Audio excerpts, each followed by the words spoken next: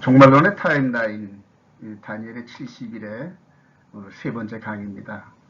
오늘은 구속사에서 이스라엘의 역할은 아직 남아있는가 끝났는가 이거에 대해서 한번 의문점을 풀어보도록 하겠습니다. 참고로 다니엘 70일의 1, 2번을 안 들으신 분들은 듣고 이 3번을 들으시면 훨씬 더 이해하기가 쉽습니다. 다니엘 70일의 타임라인, 그래서 예루살렘의 중건령이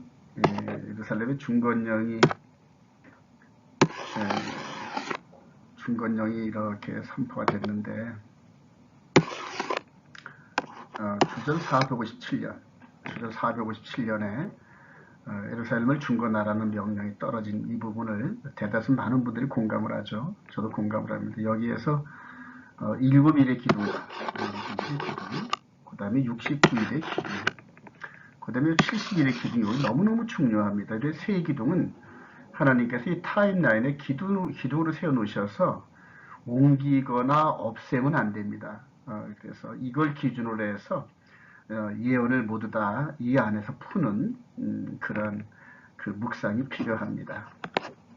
먼저 다니엘서 9장 24절, 내 백성과 내 거룩한 성을 위하여 70일을 기한으로 정하였나니. 그래서 하나님께서 이렇게 이스라엘 백성들과 예루살렘의 성을 위해서 70일을 정해놨다.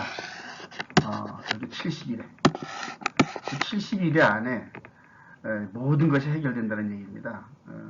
물론 다니엘은 이 계시를 받을 때가 대략 한 주전 539년이니까 이 다니엘이 받은 예언의 말씀이 역사 속에서 실현되는 이런 과정들이 한참 후에 것을 알 수가 있죠. 그래서 이 70일 안에서 모든 것이 해결이 되어야 됩니다. 그래서 그 70일 안에서 허물이 그치며 죄가 끝나며 죄악이 용서되며 영원한 의가 드러나며 환상과 예언이 응하며 또 지극히 거룩한 이가 기름 부음을 받으리라. 여기에서 다니엘의 이 관심을 집중시킨 것은 지극히 거룩한 이가 기름 부음을 받으리라.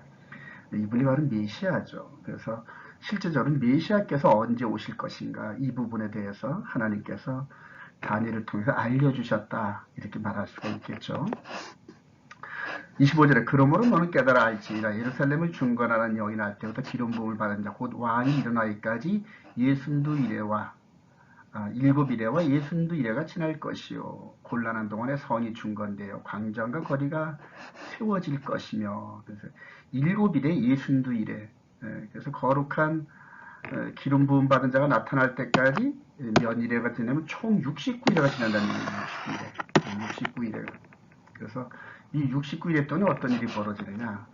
먼저는 예루살렘 성이 무너진 것이 다시 중건되는 이런 일들이 있을 것이다. 그래서 이런 역사적으로 보면은 학개서나 에스라서나 느헤미야서에 보면은 이게 성전을 재건하고 그 다음에 성벽을 이게 쌓으면서 서서히 도시로서 면모를 갖추죠. 그리고 성전이 있으면서 당시에 고대 제국에 흩어져 있었던 이스라엘 백성들, 이들이 1년에 3번씩 꼭 성전에 와서 하나님께 예배하는 이런 일들이 실현된 겁니다. 그래서 이 69일의 동안에 예루살렘 성과 성전이 다시 부흥되고, 그리고 이제 그 무대 위에서 69일의 후에 이제 기름 부은 자가 나타난다, 이렇게 예고하시는 겁니다.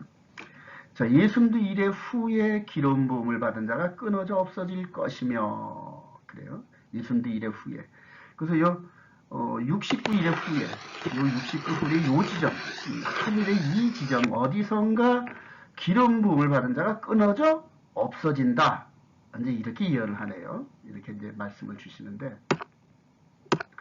69일의 부분, 69일에와 70일의 한 일에가 아주 역사적으로, 구속사적으로 볼 때 너무너무 아주 중요한 사실입니다. 이게 중요한 사실이라서, 요한에서.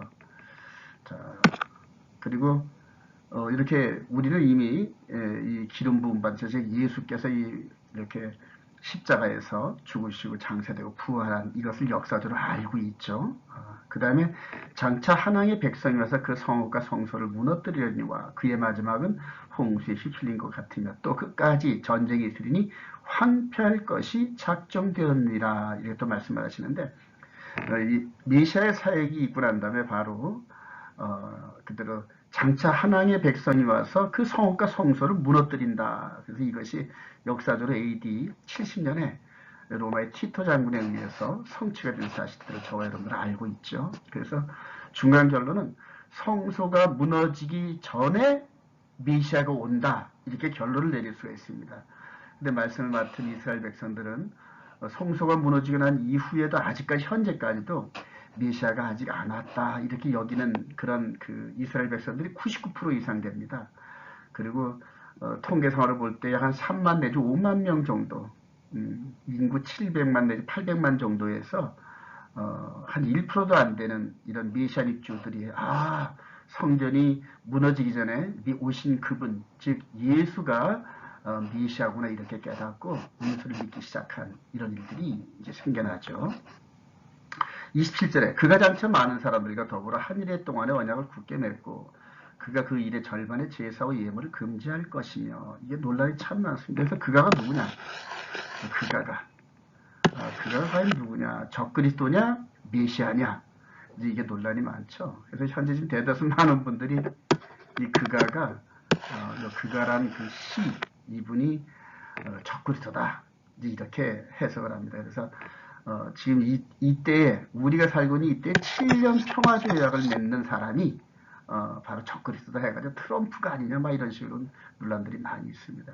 근데 성경적으로 보면은 그가는 바로 예수입니다. 그분이 한 일에 동안의 언약을 굳게 맺어요. 근데 여기서 한일회가 7년 만이 아니라는 사실을 다음 파워포인트에서 볼 수가 있습니다. 그래서 6월절 이렇게 잡히시기 전날 밤에 제자들과 함께 이걸 6월절 세대를 하랍니다. 6월절 만찬을 드시면서 이 떡을 마셔라. 마태복음 26절 26절 이하에 이 떡을 먹어라 내 살이고 그 다음에 이 포도주를 나눠주시면서 이 잔을 마셔라. 이는 많은 사람을 위하여 흘리는 바 나의 피 곧 언약의 피니라. 이렇게 이제 말씀을 하죠.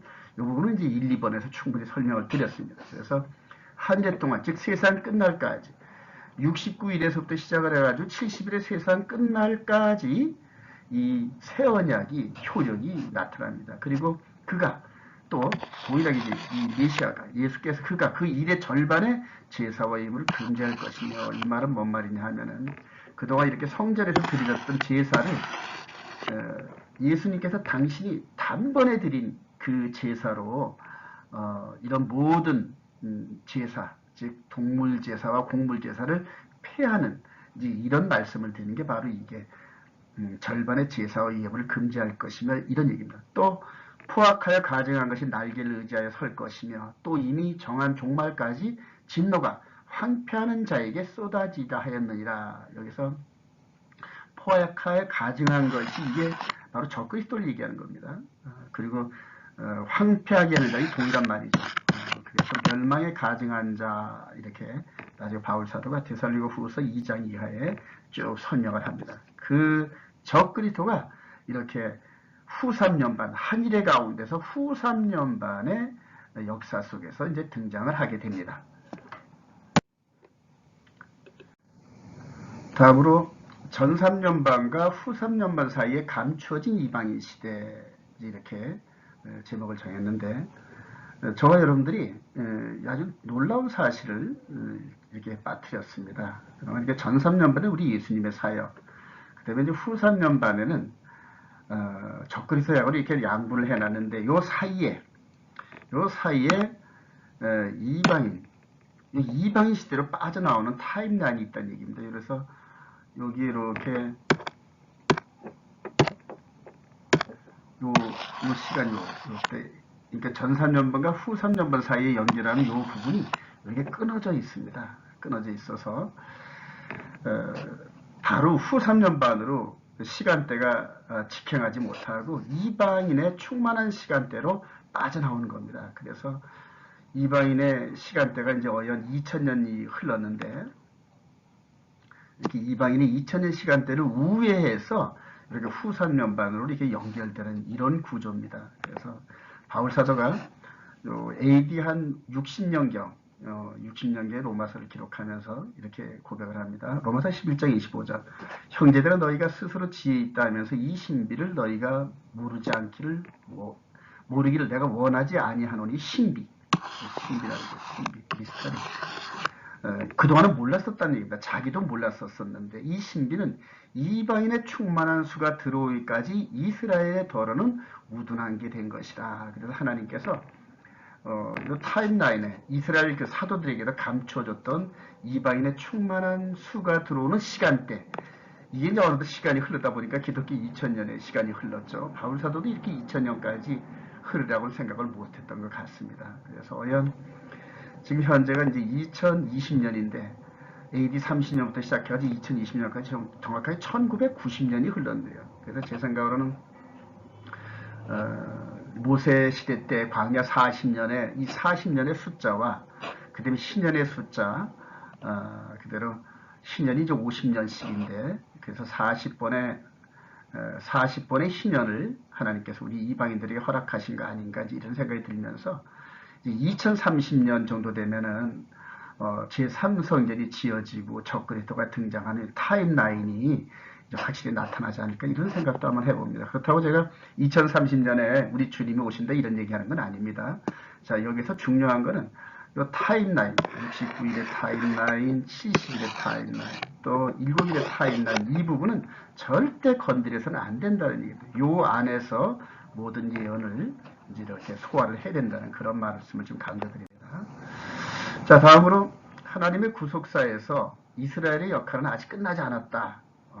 그래서 그동안은 이제 이방인의 시대의 2000년 이 부분을 이제 정확하게 한일의 안에서 전산년과 후산년반 사이를 찾아내지 못해가지고 이스라엘 백성들의 이 타임라인은 끝났다, 역할이 끝났다 이런 분들이 참 많았죠. 그래서 왜냐하면 그분의 주장은 AD 30년에 예수님이 십자가에서 죽으시고 그 다음에 4년 후에 요 70일에까지 4년밖에 안 남았는데 시간상으로 4년이 지났다 이런 얘기입니다. 그래서 요 70일 이후로는 이방인의 시대다. 그래서 더 이상 이제 이스라엘의 역할은 없다. 이제 이런 식으로 결론 내신 이 논리가 바로 대체신학입니다, 여러분. 대체신학인데 전혀 그렇지 않고요. 성경으로는. 자, 다니엘서 9장 24절 내 백성과 내 거룩한 성을 위하여 이른 이대를 기한으로 정하였나니 이른 이대로. 그래서 이스라엘 백성들과 이 예루살렘 성을 위해서 이른 이대로 정해놓은 이 타임라인이 아직 취소되거나 만료되지 않았다는 얘기입니다. 이런 부분들은 우리가 이제 말씀을 그대로 믿으면서 자, 로마서 11장 1절 그러므로 내가 말하노니 하나님이 자기 백성을 버리셨느냐? 그럴 수 없느니라. 나도 이스라엘이니요 아브라함의 씨에서 난 자요 베냐민 지파라.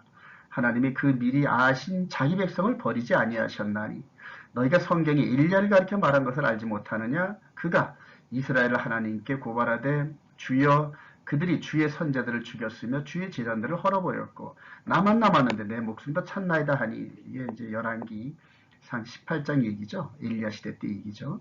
그에게 하신 대답이 뭐냐? 내가 나를 위하여 바알에게 무릎 꿇지 아니한 사람 7,000명을 남겨두었다 하셨으니 그런즉 이와 같이 지금도 은혜로 택하심을 따라 남은 자가 있느니라. 남은 자 너무너무 중요하죠.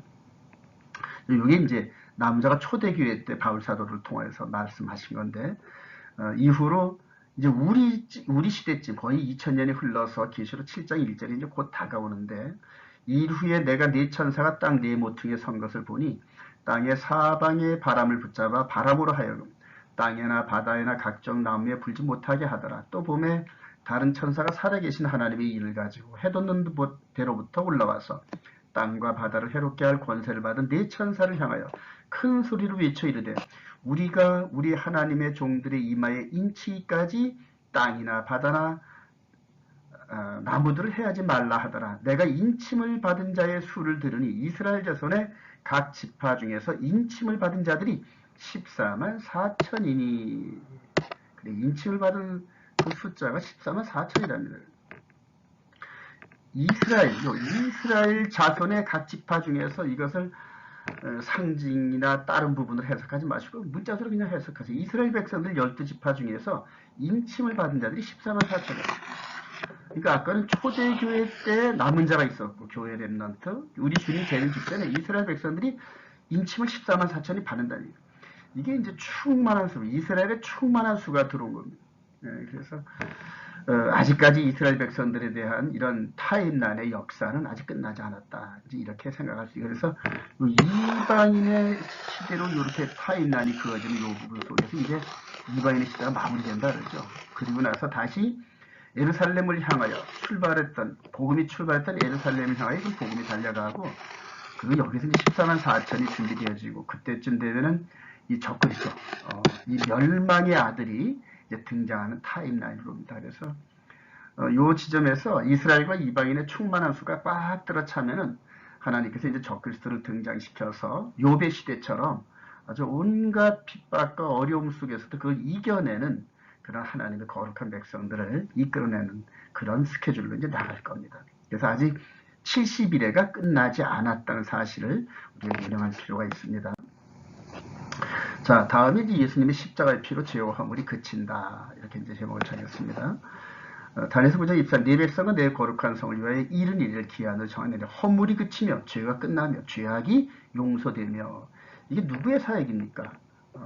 예수 그리스도의 십자가 사역이라는 걸 저희들은 첫 보면 알죠. 근데 이스라엘 백성들한테는 아직 요 메시아가 오지 않았다 이렇게 생각을 하기 때문에 이전 모세 율법들이 성전에서 헤이파라고 송아지, 붉은 송아지를 이렇게 잡아들여서 그 재를 가지고 죄를 씻는 이런 모세 율법 시스템이 있는데, 성전을 세우려는 이유도 바로 그겁니다. 그래서 저희들의 죄를 씻는 방법이 성전에서 제물을 드리고 드려진 그 붉은 송아지에 그 태운 죄를 죄사함을 속하는. 근데 저와 여러분들은 이미 그런 시대가 끝났고 예수님의 십자가의 보혈로서 우리 죄가 그치고 용서되는 거 이런 걸 알고 있죠. 자, 그래서 초대교회 때 메시아를 영접하지 않은 이스라엘 백성들을 뒤로 하고 하나님께서는 이방인의 사도된 바울을 통하여서 이제 이 진리 복음을 증거하는데, 에베소서 2장 1절에 그는 허물과 죄로 죽었던 너희를 살리셨도다 이렇게 얘기를 하죠. 허물과 죄로.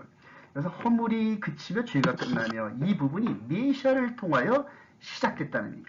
그리고 지금 현재도 현재 진행형이고, 우리 주님 재림하시는 그 직전까지도 허물과 죄로 죽었던 우리를 살리는 일들이 예수를 믿음으로 말미암아 계속 현재 진행형으로 진행된다는 얘기예요. 그래서 이스라엘 백성들, 즉 유대인들도 예수를 믿으면은 허물과 죄로 죽었던 유대인들의 정체성이 속 사람이 다시 살리는 걸 확신합니다. 그때 너희는 이방인들, 그때 너희는 그 가운데서 행하여, 그러니까 허물과 죄로 죽어 있었던 그 가운데 행하여 이 세상 풍조를 따르고 공중의 권세 잡은 자를 따랐으니, 즉 마귀. 그래서 곧 지금 불순종의 아들들 가운데서 역사하는 영이라, 마귀의 영을 받아서 죽기가 무서워서 종로를 타는 그런 시대래. 전에는 우리도 다 그 가운데서 우리 육체의 욕심을 따라 지내며 육체와 마음이 원하는 것을 하여 다른 이들과 같이 본질상 진노의 자녀이었더니 긍휼이 풍성하신 하나님이 우리를 사랑하신 그 큰 사랑을 위하여 허물로 죽은 우리를 그리스도와 함께 살리셨고, 그래요. 그리스도와 함께 너희는 은혜로 구원받은 이스라엘. 다니엘이 이렇게 봤던 허물과 죄가 끝나며 이 부분이 바로 이 십자가 사건 이후로 시작된다는 사실들을 이제 우리가 알 수 있는 거죠. 자, 다음으로 에베소서 4장 31절에 너희는 모든 악독과 노함과 분냄과 떠드는 것과 비방하는 것을 모든 악의와 함께 버리고 서로 친절하게 하며 불쌍히 여기며 서로 용서하기를 하나님이 그리스도 안에서 너희를 용서하신 것 같이 하라. 하나님께서 그리스도 안에서 너희를, 우리를 용서하신 것 같이 용서하라. 이렇게 이제 용서되는 이런 그 상황이 다 나오죠. 그래서 우리 예수님께서도 용서를 7번씩 70번까지도 해라. 그래서 베드로한테 이렇게 가르친 이런 장면들이 우리가 기억이 나죠. 그래서 용서가 되며 죄악이. 골로새 2장 12절에 너희가 세례로 그리스도와 함께 장사되고 또 죽은 자들 가운데서 그를 일으키신 하나님의 역사를 믿음으로 말미암아 그에서 함께 일으키심을 받았느니라. 또 범죄와 육체의 무할례로 죽었던 너희를 하나님이 그와 함께 살리시고 우리의 모든 죄를 사하시고, 이러십니다. 우리의 모든 죄를 사하신다네요. 그래서 다니엘이 봤던 이 70일의 안에서 이 70일의 안에서 이렇게 허물이 그치며 죄가 끝나며 죄악이 용서되며 이 말씀들이 예수님으로부터 시작돼서 AD 30년부터 시작돼가지고 이방인의 시대를 거쳐가면서 쭉 갑니다. 지금 세월이 갑니다. 그래서 이방인의 시대가 끝나가는 현 지점에서 다시 예루살렘에서 이스라엘 백성들에게 막 복음이 지금 막 넘치게 흘러가죠. 그리고 후 3년반 이제 후 3년반이 시작되면은 그대로 실제적인 3년반의 시간이 흘러서 우리 주님이 오시는 그 순간까지 이렇게 다가가게 됩니다. 그래서 이 적그리스도가 다시 한번 미혹의 시간을 갖는데 우리가 이런 것들을 전부 진리를 품고 이겨나가야 하는 그런 시대적 사명이 있습니다. 자, 메시아와 구속사의 모든 예언과 환상이 70일의 기간 동안에 특히 지금 남아있는 한 얘기예요. 지금 우리 예수님께서 사역을 시작하실 때가 69일이죠. 근데 7년, 실제적인 7년인데, 이렇게 기간이 7년인데, 요 안에서 이전에 하셨던 모든 말씀들이 요 전 3년 반, 후 3년 반 여기서 성취가 되는 겁니다. 그래서 요 in 70 weeks 70일의 안에서 모든 예언들이 이제 성취가 되고 그 중에서 한 일에 한해서 성취가 되는 것들을 한번 바라보도록 하겠습니다. 자, 다니엘서 9장 2절 기록합니다. 내 백성과 내 거룩한 성을 위하여 이른 이래를 기한으로 정하였나니 환상과 예언이 응하며, 그래서 여기서 환상과 예언이 응하며 이렇게 번역을 했는데 이게 좀 강도가 약하죠. 근데 영어로 보면은 to seal a vision and prophecy 이렇게 그대로 번역을 했습니다. 여기서 이 업이라는 전치사가 너무 중요한데, 업이라는 이 전치사는 올라간다 이제 그런 의미가 있습니다. 그런데 이 업이라는 전치사는 올라가가지고 끝에 완전히 올라가가지고 이제 이걸 업이라 합니다. 그래서 중간에도 업 이렇게 하다가 완전하게 올라간 이 부분까지도 업이라 이렇게 얘기를 합니다. 전치사가. 그래서 환상과 예언, 즉 비전과 프로페시가 이 70일의 안에서 완전히 이루어진다는 거예요. 이 70일의 안에서. 그래서 구약에 있는 모든 성경의 예언과 신약에 나오는 앞으로의 모든 예언이 이 70일의 안에서 이루어지는 걸로 우리가 원칙을 정하고 모든 예언을 풀어나가야 됩니다. 특히 천연왕국 같은 경우에도 이 법칙이 적용이 돼서 천연왕국도 그대로 이 70일 안에서 성취가 되는 이제 이런 그림들을 이제 그려야 됩니다. 계속 나가 볼까요? 자, 이사야 46장 9절에 너희는 옛적 일을 기억하라. 나는 하나님이라. 나 외에 다른 이가 없느니라. 나는 하나님이라. 나 같은 이가 없느니라. 내가 시초부터 종말을 그 다음에 아직 이루지 않은 일을 옛적부터 보이고 이르기를 나의 뜻이 설 것이며 이렇게 말씀하셨습니다.